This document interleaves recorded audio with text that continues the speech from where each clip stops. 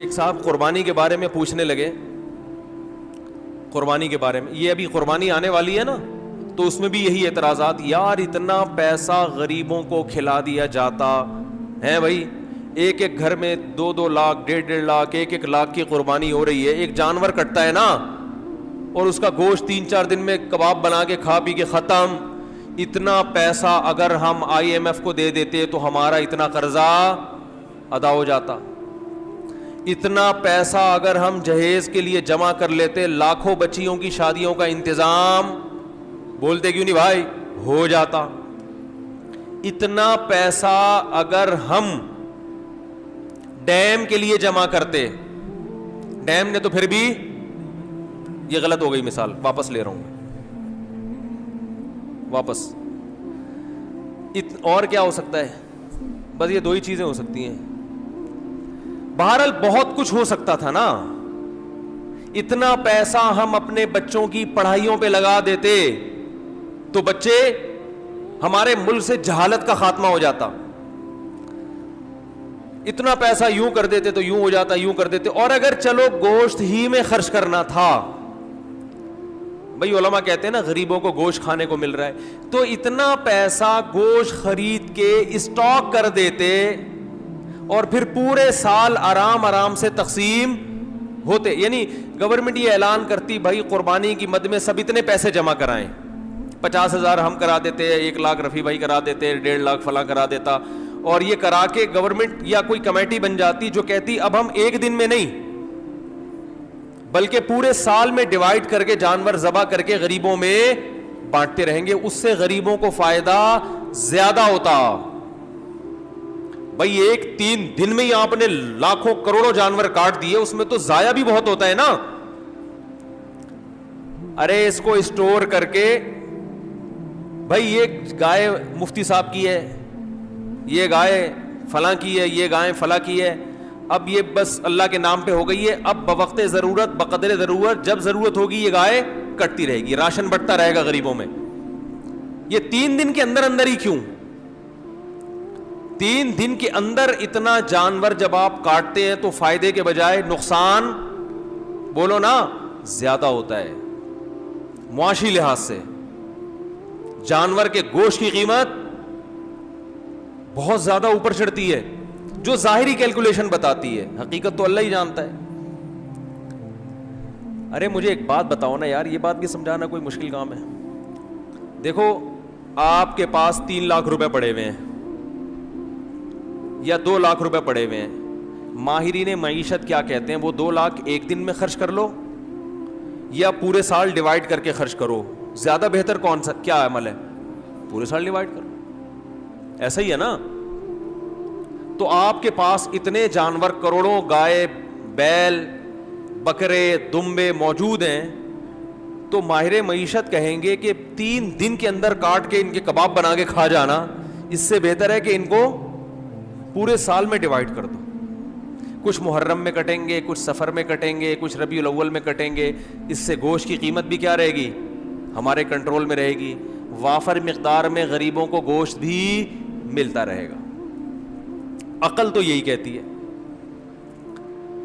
اسی وجہ سے یہ لبرلز لوگوں کو بڑے اعتراضات ہوتے ہیں، یار یہ کون سی قربانی ہے یار، یہ کیا ہے یار، یہ کون سا طریقہ ہے یار، جانور لاؤ کاٹو، چاہ پہ کسائی لے گیا نکال کے، اور کھال جو ہے نا وہ فلان لے گئے اور پھر وہ کھایا پیا 3 دن ہلا گلا. کچھ لوگ اسٹور کر لیتے ہیں لیکن وہ بھی اپنے لیے کرتے ہیں، غریبوں کے لیے تھوڑی کرتے ہیں. محرم میں حلیم پکا دیا اس سے، بس اس کے بعد نہیں چلتا وہ. تو یہ کیا ہو رہا ہے؟ دوسری بات، گوشت خرید کے اگر وہ سستا پڑتا ہے، جانور خرید کے کاٹ کے کھایا جائے تو وہ اور زیادہ مہنگا پڑتا ہے. تو یہ کروڑوں روپے کا سرمایہ اس طرح بھی ہلاک ہو رہا ہے. ارے یہی بکرا آپ عام دنوں میں خریدو آدھی قیمت پہ ملے گا، بلکہ گوشت خریدو تو اور سستا ملے گا، اور گوشت بھی اپنی مرضی کا ملے گا. جو سری پائے کے عادی نہیں ہیں وہ سری پائے نہ خریدیں. لیکن یہی آپ بقرعید والے دن خریدو تو ڈبل قیمت پہ. کیا خیال ہے بھائی؟ اور اگر کاٹنا ہی تھا تو جو لنگڑے لولے جانور ہیں ان کو کاٹ دو، گوشت تو سب میں ایک ہی جیسا نکلتا ہے نا. ارے کسی کا جانور لنگڑا ہے, اندھا ہے, کاڑا ہے, کنکٹا ہے, وہ تو ویسے ہی گوشت پہ تھوڑی کوئی اثر پڑتا ہے. جانور اندھا ہو, گوشت تھوڑی اندھا ہے. لیکن شریعت نے کیا کہا؟ معذور جانور کی قربانی بولو بھائی نہیں ہے. یہ تو ایک اور اعتراض ہمارے لیے کھڑا کر دیا. تو اتنے سارے اعتراضات قربانی پہ ہوتے ہیں, ان سب کا ایک ہی جواب ایک حدیث میں موجود ہے. صحابی نے پوچھا یا رسول اللہ یہ قربانی کیا ہے؟ آپ نے فرمایا سنت ابیکم ابراہیم, تمہارے باپ ابراہیم کی سنت, بس اور کوئی لاجک نہیں ہے. جب اللہ نے ابراہیم علیہ السلام کو حکم دیا بیٹے کو ذبح کرو, تو اس کی کوئی لاجک سمجھ میں آتی ہے؟ ابھی تو گائے کاٹنے کا کہا جا رہا ہے, بیٹا کاٹنا تک کا تو کوئی تک بنتا ہے ہی نہیں.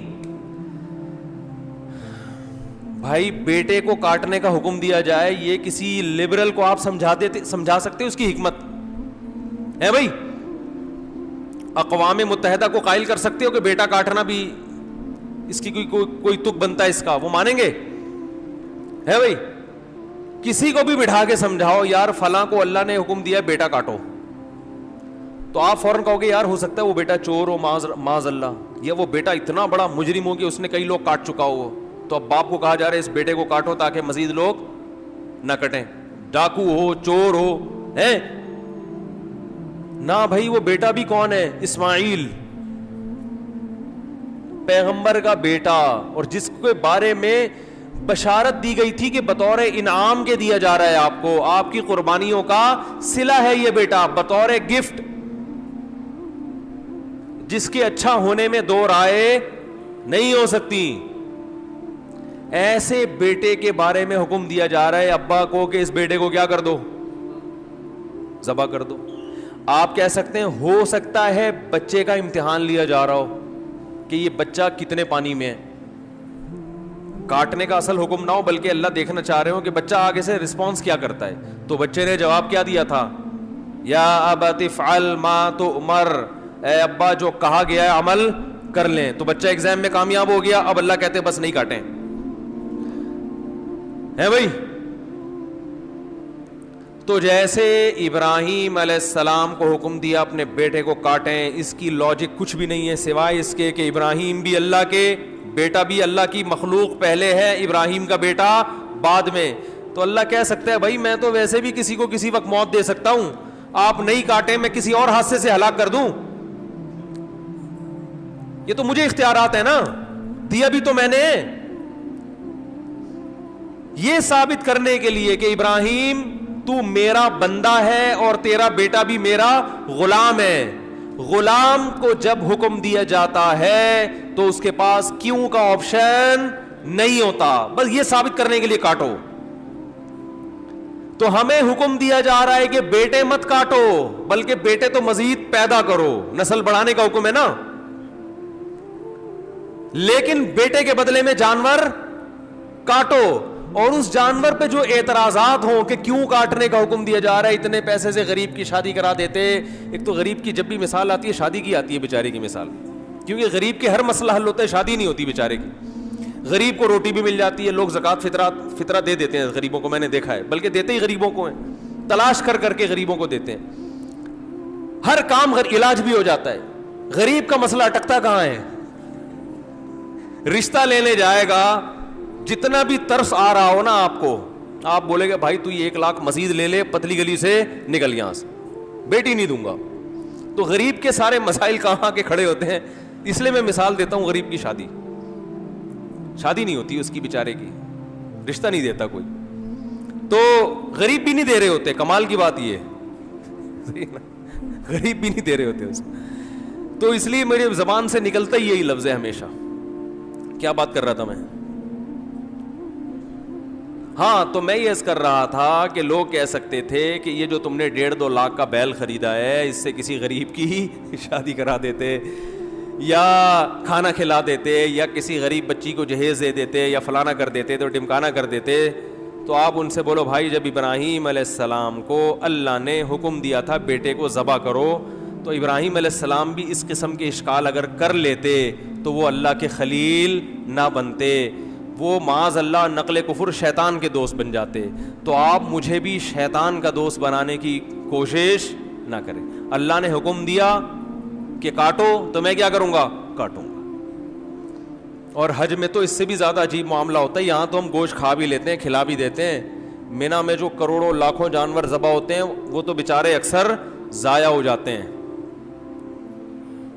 لیکن عقل پرستوں کو اللہ نے یہاں ایک جواب دیا ہے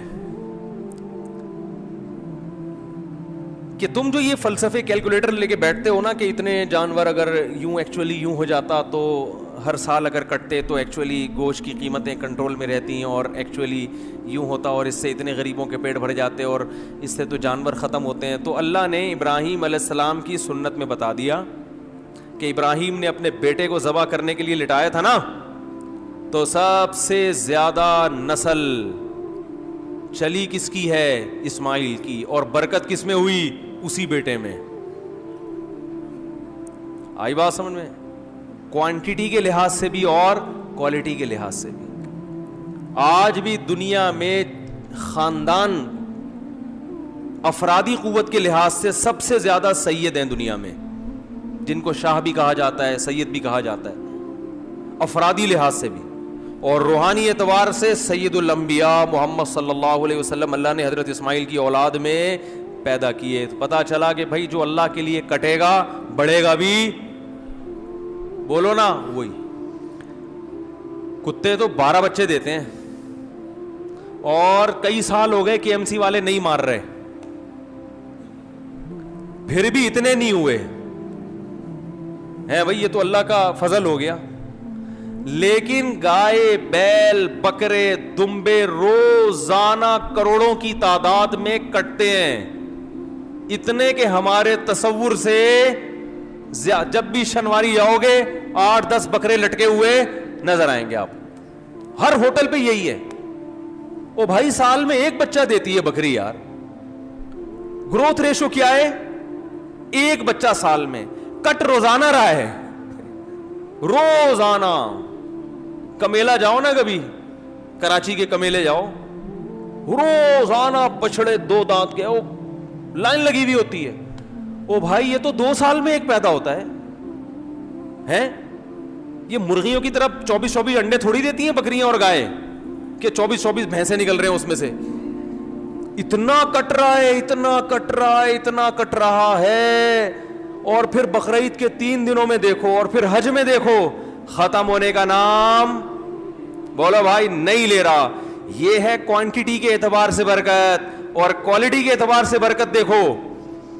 جو طاقت صحت اللہ نے ان 4 جانوروں کے گوشت میں رکھی ہے وہ کسی اور کے گوشت میں نہیں ہے. مرغی کھانے سے طاقت, بول لو, مرغی کچھ نہیں بگاڑ سکتی آپ کا. ان مرغیوں میں دم ہی ختم ہو گیا ہے. یہ آپ کو کیا, آپ ان کے خلاف جتنا بھی احتجاج کرو یہ کچھ نہیں کرے گی. بکرے کے خلاف بولنے سے پہلے سوچنا. صحیح بتا. روحانی برکت بھی ہے. میں اکثر ایک مثال دیتا ہوں نا, وہ ہم جب چھوٹے بچے تھے تو شعیب اختر تھا بہت فاسٹ بالر, تو اس کی بالنگ کا سنتے تھے. میں تو نہیں دیکھتا تھا اس وقت ٹی وی, تو سنتے تھے بہت فاسٹ بالر ہے. تو اس دور میں انڈیا کے کسی شعیب اختر, کیا میں نے بولا, ایکٹر بولا, ایکٹر نہیں کھلاڑی. انڈیا کے اس دور میں کسی کھلاڑی کا انٹرویو آیا کہ پاکستان کے پاس اتنے فاسٹ بالر ہیں, آپ کے پاس کیوں نہیں ہیں. تو انڈیا کے اس کھلاڑی نے کہا کہ شعیب اختر گوشت کھاتا ہے, ہم گوشت, بولو بھائی, نہیں کھاتا. واگا بارڈر پہ چلے جاؤ, گوشت کا سبزی سے مقابلہ آپ کو نظر آئے گا وہاں. میں 2 دفعہ واگا بارڈر پہ گیا ہوں, بار بار دل چاہتا ہے, لیکن اب چونکہ ذرا مشہور ہو گئے تو ہر آدمی وہ پھر تصویریں لے کے ڈالنا شروع کر دیتے ہیں, اور ایک عجیب ہی. تو واگا بارڈر پہ آپ جائیں, ایک طرف گوشت نظر آئے گا, دوسری طرف بولو بھائی سبزی. آوازوں میں دم دیکھو, ایک کی دھاڑ جیسے شیر دھاڑ رہا ہے, قد ہے بھائی جیسے بیل. تو یہ برکت کس کی ہے؟ گوشت کا مقابلہ سبزی سے دیکھنا، سبزی سے کرنا ہے تو ابھے نندن کی چائے دیکھ لو.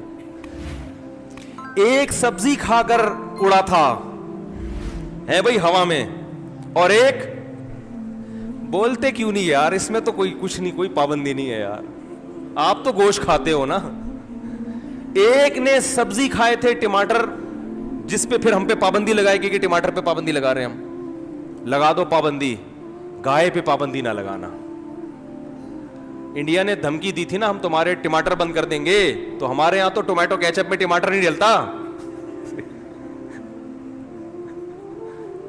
ہمارے ہاں تو ٹومیٹو کیچپ میں نہیں ڈلتا ٹماٹر، وہ پتہ نہیں کیا ڈل رہا ہوتا ہے. تو ٹماٹر بند کرنے سے ہمارا کوئی نقصان نہیں ہے. انڈیا سے جو گائے آ رہی ہیں اور وہ بیل آ رہے ہیں نا جو ہندو نہیں کھاتے، یہ آپ بہت اچھا کرتے ہو، بہت اچھا. آپ گائے کو اپنی ماں سمجھو، گائے کی سیوا کرو، سجدہ کرو گائے کے سامنے، ہمیں کوئی اعتراض نہیں ہے، کیونکہ آپ کھاؤ گے تو ہمارے لیے کھانا مہنگا ہو جائے گا تھوڑا سا. تو اگر آپ یہ دھمکی دیتے کہ ہم پاکستان کو قربانی کی گائے بند کر دیں گے تو ہم پریشان ہوتے. بھائی ہمیں تو واہگہ بارڈر پہ آپ کے خلاف جو نعرے لگانے پڑتے ہیں وہ گائے کا گوشت کھائے بغیر ممکن نہیں ہے. ہمیں جو اڑتے ہوئے جہازوں کو کنٹرول کر کے زمین پہ لا کے پائلٹ کو چائے پلا کے واپس بھیجنے کا عمل ہے، یہ گائے کا گوشت کھائے بغیر ممکن نہیں ہے. گائے بند نہ کرو ہماری. اب مجھے ڈر ہے کہ وہ بھی گائے کھانا نہ شروع کر دیں یہ بیان سن کے، لیکن ان کو ٹائم لگے گا. آج اگر وہ ہندو گائے کھانا شروع بھی کرتے ہیں تو وہ تو ظاہر ہے ان کی جین میں شامل ہونے میں 5-6 صدیاں بھی گزریں گی. ہم تو ہزاروں سال سے کھا رہے ہیں بھائی. ابھی آپ کو گائے کھا کے بھی ہمارا مقابلہ کرنے میں 200-400 سال لگیں گے. یہ گائے، باقی آپ کہہ سکتے ہیں وہ گائے کھانے سے کولیسٹرول بڑھتا ہے، وہ اس لیے بڑھتا ہے کہ وہ پھر کام جہازوں والے نہیں ہو رہے نا. سارے تھوڑی ابے نندن کے مقابلے میں ہوا میں یا واگا بارڈر پہ پریڈ کر رہے ہیں. زیادہ تر تو گائے کھا رہے ہیں اور کمپیوٹر کے آگے بیٹھ کے بس یہ انگلیوں کی جو مسل ہے نا ان کی ایکسرسائز ہو رہی ہے. اس کے لیے گائے کھانے کی ضرورت بولو بھائی نہیں. آفس میں بیٹھے ہوئے ٹھش پش، تو اس سے کیا ہوگا؟ تو پھر وہ ظاہر ہے پھر تو پھٹو گے. گائے پھر یہ گائے کی توہین ہے. یہ جو گائے کا گوشت کھانے سے کولیسٹرول بڑھتا ہے یہ گائے کے گوشت کی توہین کی وجہ سے بڑھتا ہے. کیا آپ نے بڑا گوشت کھایا؟ کام بڑے نہیں، کام چھوٹے چھوٹے، مرغیوں فارمی مرغی جیسے کام کر رہے ہیں آپ، اس لیے کولیسٹرول بڑھتا ہے، ہارٹ اٹیک ہوتا ہے. بڑا گوشت وہ کھائے جو کام کیا کرے؟ بڑے کرے، جو فضاؤں میں جہازوں پہ قبضہ کرے، پائلٹوں کو آسمانوں سے نیچے اتارے اور PIA کے جہاز لے جا کے. اللہ کی پناہ یار، یہ بھی ہمارے یہاں ہو رہا ہے. اس میں گائے کا قصور نہیں ہے، یہ PIA والوں کا ذاتی قصور ہے. تو خیر میں یہ کر رہا تھا کہ نبی صلی اللہ علیہ وسلم نے فرمایا یہ قربانی کیا ہے؟ تمہارے باپ ابراہیم کی سنت. اس میں بتا دیا کہ قربانی وہ کرے گا جو اپنے آپ کو اللہ کا غلام سمجھتا ہے کہ میرے رب نے جس بات کا مجھے حکم دے دیا میں اس کا پابند ہوں، میری سمجھ میں آئے یا نہ آئے. اور آپ دیکھو کیسا عجیب حکم ہے. 3 دن تک آپ جانور کاٹ سکتے ہو، تیسرے دن کا سورج غروب ہوا اب آپ جانور نہیں کاٹ سکتے. وہ کاٹنا عبادت نہیں ہے. اب وہ ایک جانور ہے، گوشت کھانا ہے تو کاٹ لیں، نہیں کھانا تو چھوڑ دیں، قربانی نہیں ہوگی. حالانکہ وہی جانور ہے، وہی نیت ہے، لیکن اللہ نے کہا نہیں یہ عبادت ہے. عبادت ٹائم کے اندر ہوتی ہے. ٹائم جو جس چیز کا ٹائم ہے اسی ٹائم پہ. عید کی نماز عید کے دن ہوگی. آج اگر کوئی عید کی نماز پڑھنا چاہے تو تھوڑی ہوگی. تو اسی طرح یاد رکھیں جیسے اللہ نے قربانی کا حکم دیا یہ بتانے کے لیے کہ اس حکم پر وہی عمل کریں گے جو مجھے اپنا رب سمجھتے ہیں.